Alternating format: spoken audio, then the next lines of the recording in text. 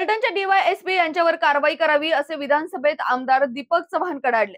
फलटण येथे झालेल्या मारहाणीबाबत दीपक चव्हाण यांनी विधानसभेतच लक्षवेधी मांडली। पाहुयात फलटण कोरेगाव विधानसभा मतदारसंघाचे आमदार दीपक चव्हाण काय म्हणाले। माननीय सदस्य दीपकजी चव्हाण, मी आपल्या अनुमतीनं माझ्या मतदारसंघातील एक महत्त्वाचा मुद्दा मांडत आहे। माझ्या फलटण कोरेगाव मतदारसंघातील फलटण तालुका आणि विशेषतः शहरामध्ये कायदा व सुव्यवस्था ढासळत चालली असून त्याच बऱ्या अंशी त्या ठिकाणचे उपविभागीय पोलीस अधिकारी श्री धस हे जबाबदार आहेत। श्री धस हे सर्वसामान्य नागरिकांशी अतिशय उद्धटपणे वागतात, त्यांना नाहक विनाकारण अपमान करतात आणि खोटे गुन्हे दाखल करून त्याचा मानसिक त्रास देतात। काही दिवसापूर्वी एक फलटण इथे दुर्दैवी घटना घडली।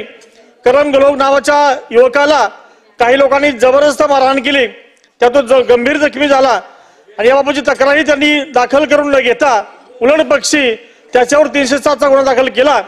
या घटनेविरुद्ध फलटणमधील प्रतिष्ठित लोकांनी आंदोलन करूनही त्याची दखल घेतली नाही आणि त्या अशा घटनामुळे फलटणमधील नागरिकांच्या मध्ये प्रचंड असंतोष तुमचा असून त्याचा कधी उद्रेक होऊ शकतो।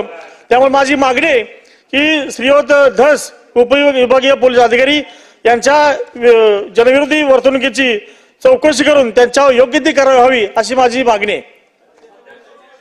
सन्माननीय सदस्य राजेशजी टोपे महोदय, मी या निमित्ताने शासनाच्या निदर्शनास